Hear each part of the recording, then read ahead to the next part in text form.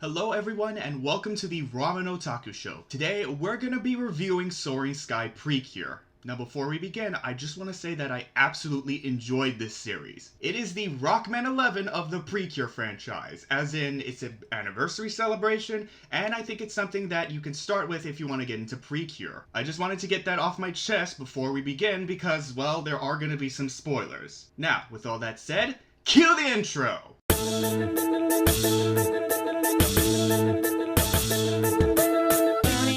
Super fighting robot, Mega Man. Super fighting robot, Mega Man. Super fighting robot, Mega Man.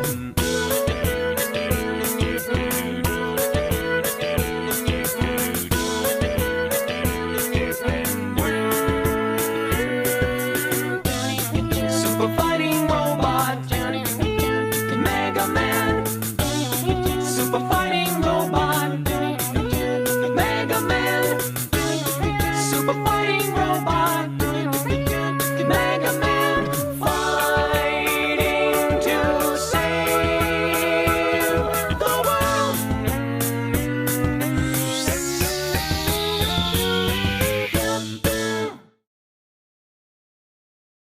So it's the 20th anniversary of Precure. Happy birthday! But does it rise to the heavens? Or is it just another happiness charge that deserves to fall into the depths of hell? Well, in case you forgot, I absolutely love this series. It's a perfect celebration of the franchise while also trying new ideas. But let's get started on its theme and presentation. So the theme is about heroes and the sky. This makes sense since that's what magical girls are, and the sky represents limitless potential, along with soaring being a pun in hero girls. Now for the characters. First is our lead, Cure Sky, and she is the absolute best. She is the first lead Cure that is blue rather than being pink or red. Her character is extremely well written as she aspires to be a hero and has went through rigorous training making her pretty strong. But even then, she still has a lot to learn over the course of the series. She doesn't feel like a stereotypical wannabe hero. As an example, in episode 12, she saves one of the villains before he gets brutally murdered, which was the most noble thing any hero like Rockman would do. Seriously, I really love her. So our lead rescues the baby princess and then gets transported into the modern world. Oh wow! This is a first? A main character getting transported into another world? Who could have foreseen that coming? How original! I mean, it's not like there's an absurd amount of isekai series that completely saturate the entire market! That would be ridiculous! But if I'm gonna be completely blunt and honest with you, this is kind of a first in terms of Precure standards, especially since it's the lead Cure. And the best part, just like Genshin Impact and the Super Mario Bros. Movie, at least they don't get reincarnated into some dumb bullshit, which is an A+ in my book. Also, seeing her being wowed by all the modern elements of Sorashido City, whether it be cars, escalators, or robots, it's pretty endearing to see Sora try to adapt to this world. As Andre of Game Explain would put it, she's a fish out of water. Next is Cure Prism. Her dream is to become a children's author, which isn't that new, but her growth and finding the determination to not give up is what drives her to being such a relatable character that I could connect to.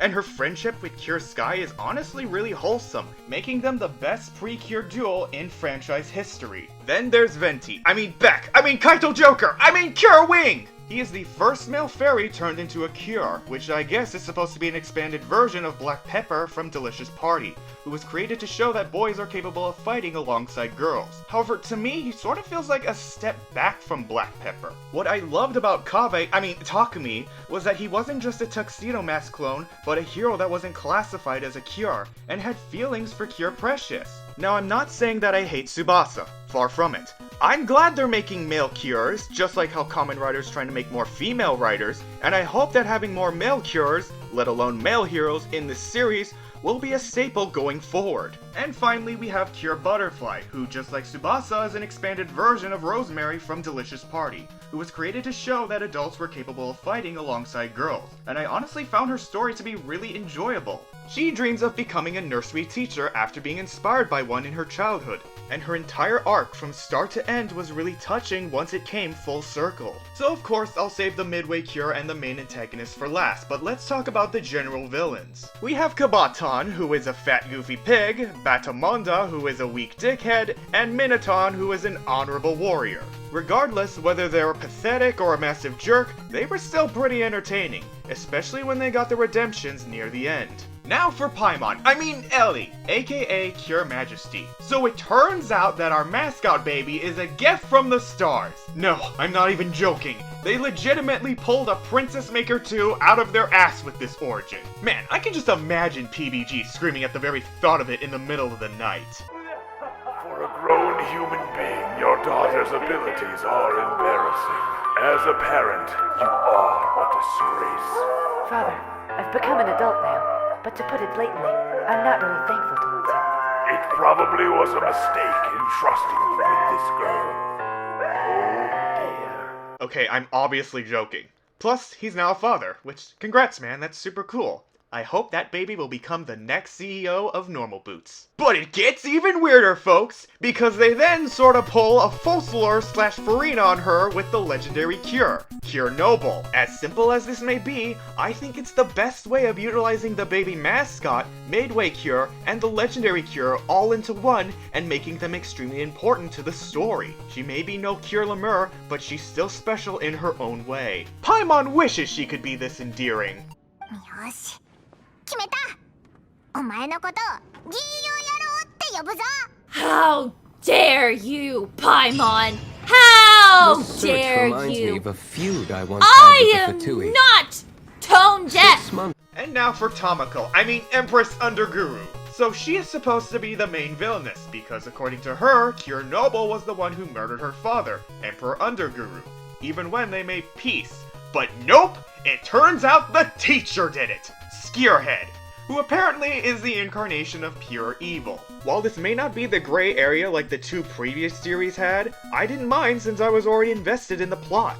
And of course, to the end of it all, Sora, Tsubasa, and Elle return home to Skyland, but promise to visit Soroshido City frequently. So overall, I absolutely enjoyed this series a whole lot. The pacing was the same as Delicious Party, meaning the characters were introduced at a decent speed, where it didn't annoy me like Heartcatch, and it has so many creative ideas as well as some references to past Precure series that only a hardcore fan would be able to find without using the Precure wiki.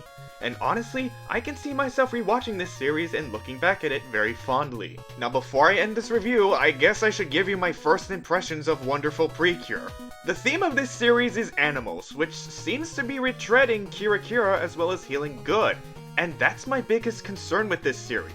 Considering how poorly performed Delicious Party was, which still baffles me to this day, I'm worried that Wonderful is gonna make the same mistakes and just become another forgettable series. I do like the idea of our main lead starting from animal to human, which could be an expansion of how Sora first came to Soroshido City, and Rina Ueda, aka Ganyu Enrico, is going to be joining the cast, but I don't know if that'll be enough to scratch the surface. Now, I may consider doing a review of this series if my friend Impel agrees to watch it alongside me so we can have a review discussion like what we did with Fate Stay Night, because he has self-proclaimed himself as a furry, and if he doesn't agree, then he's clearly getting an earful lecture from me, both on my private Discord and on Twitter. So there you go, that's my entire review of Soaring Sky Precure. I absolutely enjoyed this series and I can't wait to come back to it in the future. So, thank you guys for watching and I shall see you all next time. Bye bye!